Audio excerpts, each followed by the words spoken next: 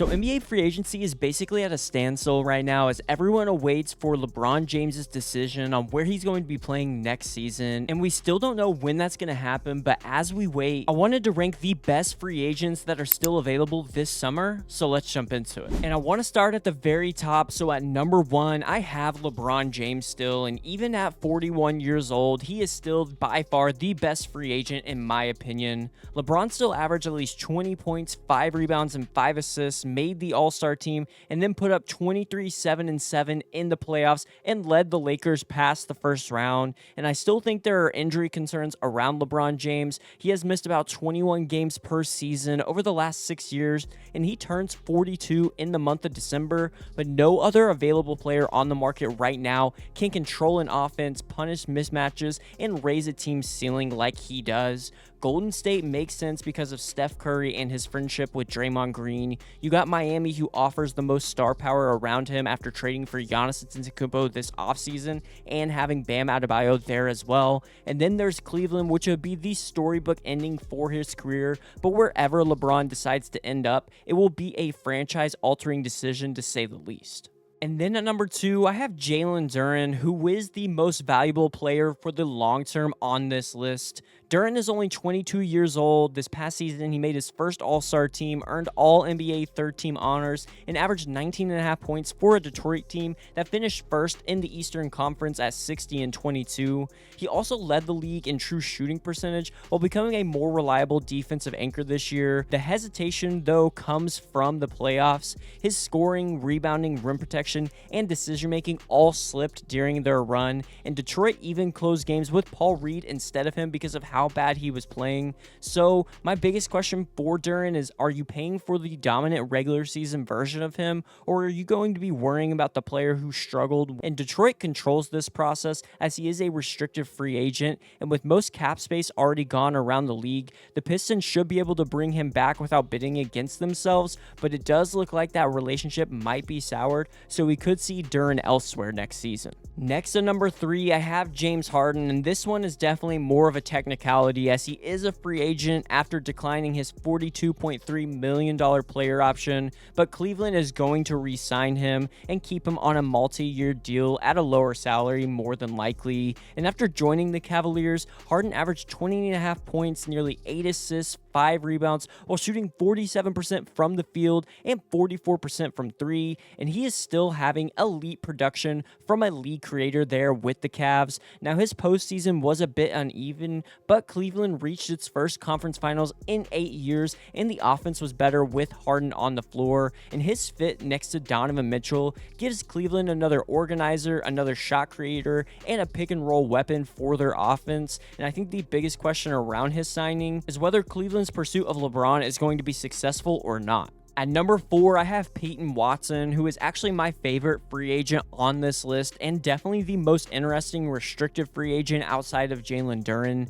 This past season was a breakout for Watson after averaging nearly 15 points, 5 rebounds, and 2 assists on 49% shooting from the field and 41% from 3. He also produced 2 combined steals and blocks per game as well. And when Nikola Jokic missed time for the Nuggets this past season, Watson was able to come in and look like the featured scorer of their offense, averaging 22 points in the month of January while hitting over 46% from deep. And he has become a two-way wing that basically every contender is going to want. But the biggest concern around him is the cost. Denver says it will match an offer sheet, but the luxury tax bill could push the Nuggets toward a sign and trade or moving off of some of their other players. And the Clippers, the Hawks, and the Bucks make the most sense because Watson can defend, cut, shoot, and still grow into a larger offensive role for teams that are likely going younger and rebuilding. And coming in at number 5, I have Draymond Green, and he's another player like Harden that's more of a technicality for being on this list because he is not leaving Golden State.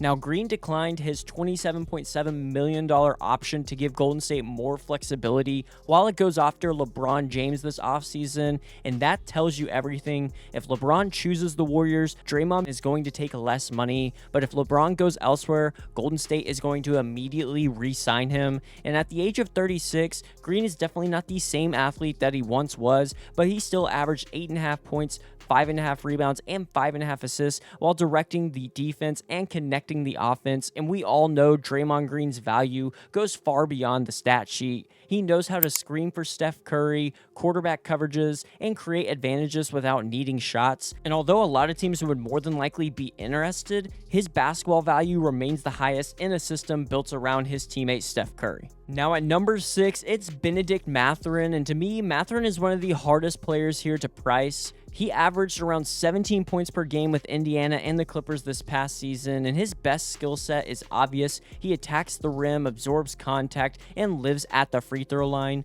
And among guards and wings with at least 5,000 minutes over the last 4 seasons, only 4 players had a higher free throw attempt rate than him, and it feels like he just gets to that line at will. He also has finals experience a couple of seasons ago with the Pacers and scored 27 points in one of those games, but the biggest problem around Bennedict Mathurin is his consistency. He has been below average at the rim, from the mid-range, and beyond the arc, and his playmaking and defense are definitely unreliable still, and the Clippers more than likely will keep him, but I'm very interested to see what they're going to pay him. Then at number 7, it's Jonathan Kuminga, and the talent with Kuminga is obvious, even though his role has never felt settled. You had him at Golden State, and then he moved on to Atlanta this past season, where he averaged 12.5 points, 5.5 rebounds, and 2 assists in just over 22 minutes per game. He also gave the Hawks energy during the playoffs, but still, Atlanta decided to decline his $24.3 million team option, which tells you that the price was probably way too high for what he was producing. And Kuminga is still only 23 years old. He has shown the ability to overpower smaller defenders, run the floor extremely well, and can create points at the rim, but he definitely needs to continue developing his jumper, which he has, and he needs to be more consistent on the defensive side of things. And although a return to Atlanta at a lower number is possible, I think it's more likely that he ends up with a team like the Lakers or a team in the LeBron sweepstakes that misses out. Up next at number 8, I have DeMar DeRozan, who is one of the more interesting late additions to free agency after Sacramento waived him this offseason. The Kings couldn't find a trade for his $25.7 million salary, but DeRozan still can help a team in my opinion. He averaged more than 18 points and 4 assists while shooting 50% from the field, and more importantly, he remained elite late in games. DeRozan scored 86 points in 101 clutch minutes on 65% true shooting, while also adding in 15 assists and only having 3 turnovers in those minutes, and he's going to bring real value for a contender that struggles to create when the offense slows down. Now, the fit is definitely going to need to be right because he needs the ball to be effective and provides little 3-point volume, and I think Miami feels like a logical fit if LeBron decides to go elsewhere, and on a smaller deal, DeRozan could become a major bargain for a team. Now at number 9, I have Bruce Brown Jr., and last season for Brown reminded everyone that fit matters. Brown returned to Denver and averaged 8 points, 4 rebounds, 2 assists, and 1 steal while shooting 47.5% from the field and nearly 39% from 3. He also played all 82 games and posted his most efficient offensive season since Denver's championship run a few seasons ago. And Brown is definitely difficult to label as the type of player he is, but he has value as he can handle the ball, defend guards, cut, screen, rebound, and survive in a lot of different types of lineups. And you're not going to want him to be the one creating offense, but as a 7th or 8th man and coming off the bench, he definitely can fill gaps and make smart plays for a team. I think he does decide to return to Denver because his best fit is around Nikola Jokic, who seems to maximize his movement and versatility, but I wouldn't be surprised if other contenders call on him. Next at number 10, I'm going with Cam Thomas, and Thomas is probably the purest microwave scorer that we still have available on the free agent market. Thomas has averaged 24 points per game across a full season, and he showed the same explosiveness after joining Milwaukee this past season, including having 35 points in only 23 minutes in one of those games that he played. But the problem for him is everything around his scoring. Brooklyn couldn't find a trade for him, so they waived him, and then Milwaukee eventually removed him from the rotation and waived him as well. And although he can go get a bucket, there are definitely concerns about his efficiency, his ball movement, his defense, and whether his style of play just helps winning teams.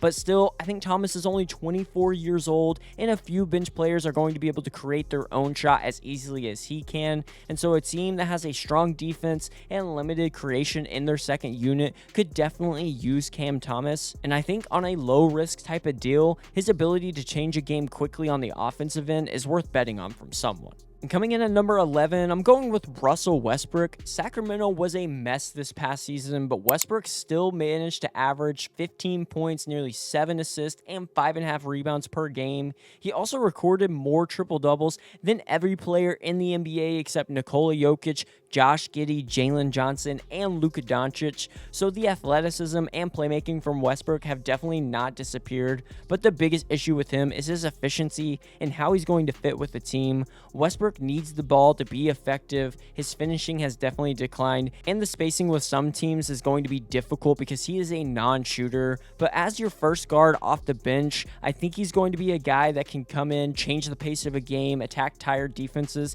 and bring energy, and he can still help a team win. There's a team like Washington who maybe could use him behind Trae Young, and then maybe even Miami makes sense if they want more downhill pressure and veteran leadership. But at 37 years old, Westbrook is not going to be able to carry an offense, but he can still swing some games and be effective in the right type of role. Next at number 12, I have Nick Richards, and I think Richards is a solid option there in the front court for any team needing dependable center minutes. Now, Richards barely played in Phoenix, but his season completely changed after Chicago acquired him. In 20 games with the Bulls, he averaged 9.5 points and 7.5 rebounds in just 22 minutes and reached double figures 11 times in those 20 games. He even made 5 3-pointers after hitting only one across his first 285 NBA games. And I definitely wouldn't call him a stretch 5, but the willingness to shoot it and the ability to make it is interesting.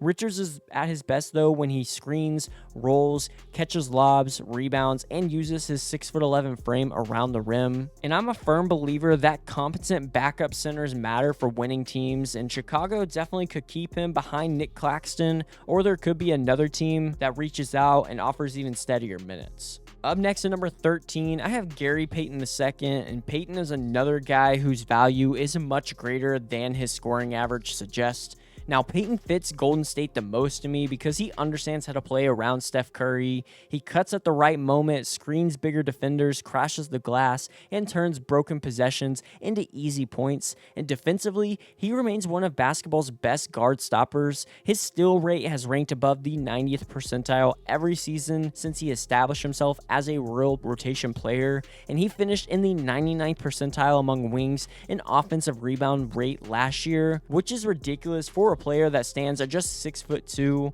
Now, his shooting is definitely inconsistent, but on a minimum contract, I think Payton is the right guy to bring in as someone who can defend a star guard off the bench, create extra possessions, and just lift a locker room, and I think Golden State remains the obvious fit for him. Coming in at number 14 is where I have Bradley Beal, and I think Beal is definitely one of the biggest gambles that we have on the market. Now, he declined his $5.6 million option after playing only 121 minutes for the Clippers this past season before a fractured hip ended his year. But the last healthy version of him actually was productive. In Phoenix, he averaged 17 points, nearly 4 assists, 3 rebounds on 50% shooting from the field and 39% from 3. And in a lower usage role, I think Beal could be a positive for a team as someone who can attack closeouts, has the ability to score all 3 levels, and provide secondary creation, but the questions around him are definitely serious. I wonder how much burst remains after his surgery.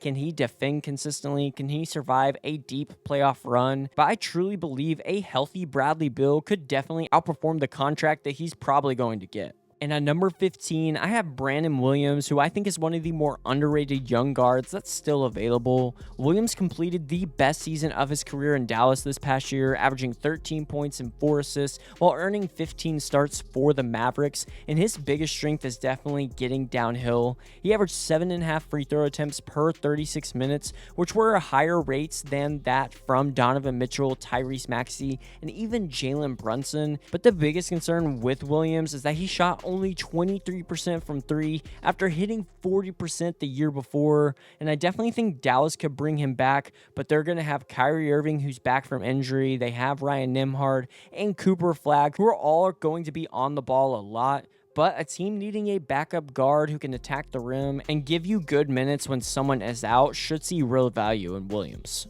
And next at number 16, I have Matisse Thybulle, who I think is one of the best defensive specialists that we still have available in the free agent market. Now, we all know Thybulle cannot create offense, and injuries limited him last season, but defensively, he basically has a superpower. He owns one of the highest steal rates in the league, and he averaged 4 steals and 2 blocks per 100 possessions, and the disruption that he brings can definitely change the game. Now, the biggest question mark, obviously, is on the offensive end, as opponents can ignore him. But last season, he shot nearly 40% from 3 and has cleared 35% 3 other times, so maybe that's trending in the right direction. And I truly believe on a minimum or small exception deal, Thybulle could be a perfect addition for a contender needing perimeter defense there on the wing. At number 17, I have Ochai Agbaji, and I think Agbaji just needs to find the right role for him. Now, Brooklyn declined his qualifying offer, which is concerning, especially because the Nets were his 3rd team in 4 seasons, but Agbaji is only 26 years old. He's extremely athletic and has shown enough shooting to remain interesting for teams. He hit 40% from 3 in Toronto 2 seasons ago, 35.5% from deep as a rookie, and then 35% in his 20 games with Brooklyn. But I do think with more and more seasons under his belt, that number is going to go back up. But although he doesn't create much on the offensive end and he doesn't necessarily stand out as an elite defender, I think wings with size and his athleticism usually get chances, and I could see a team going after him on a minimum deal. Then at number 18, I have Nicolas Batum, who I think still remains valuable because he sees the game faster than most role players do. Also, he's just an experienced NBA veteran. Now, the Clippers declined his $5.9 million option as they look to get younger, but Batum can still definitely help a contender. He doesn't need a lot of touches. He's able to space the floor, makes the extra pass, and can guard multiple positions. Now, the downside with him is obvious though. He's near the end of his career. He's not going to be able to handle a large workload, and he's not going to create a lot on the offensive end. But as a guy who's like the 9th or 10th man on your team, he's going to be able to play next to stars and stabilize lineups, and a contender looking for a low-cost veteran forward should view Batum as a strong finishing piece to their roster.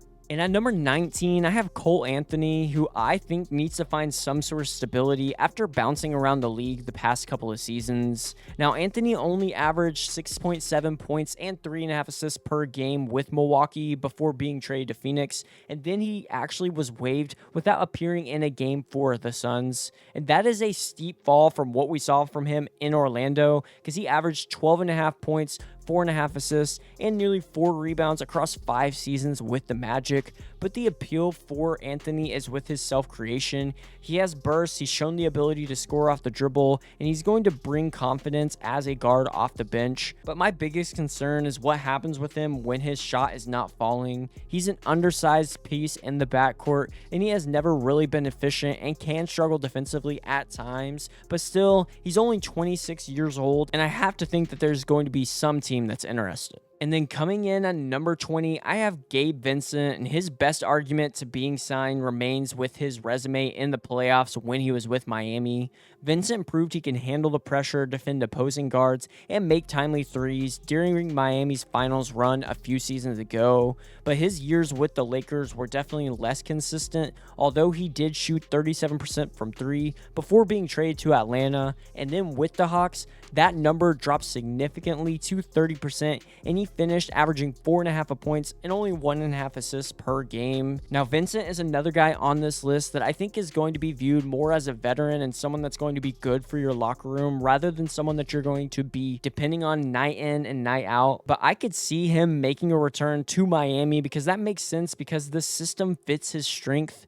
But any contender that's going to need inexpensive depth there in the backcourt could take a chance on Vincent. And I also had a few honorable mentions like Jeremy Sohan, who was traded to the Knicks last year. Then you have Jaden Ivey, who was let go last season by the Chicago Bulls. There's also Ben Simmons, who is trying to make a comeback after not finding a home last season. And then there's NBA vets like Kevin Love and Aaron Holiday, who are still available as well. But that wraps it up for this one. Let me know in the comments down below on your thoughts on my rankings of the best free agents that are still available. Also, if you enjoyed the content, don't forget to drop a like on the video and subscribe to the channel. Thank you so much for watching, and I'll see you in the next one.